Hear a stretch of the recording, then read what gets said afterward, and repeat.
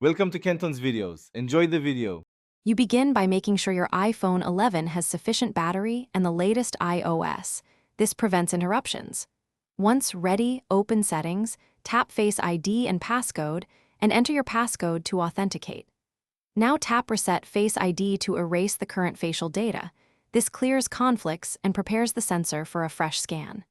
Do this first because a clean reset avoids recognition errors. Once done, you'll move directly into the enrollment workflow with no leftover profiles. You'll see the Face ID setup circle. Position your face centered in the frame and keep your eyes open. When prompted, rotate your head slowly to complete the first scan, then repeat for the second scan.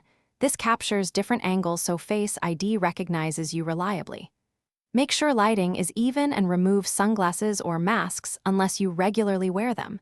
This improves matching accuracy. If you wear glasses daily, include them in one scan so the system learns that appearance.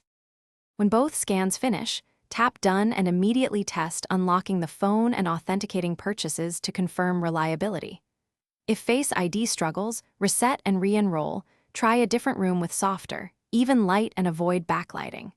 Make sure nothing covers the true depth camera, including smudges or a misaligned case, and restart the iPhone if behavior persists.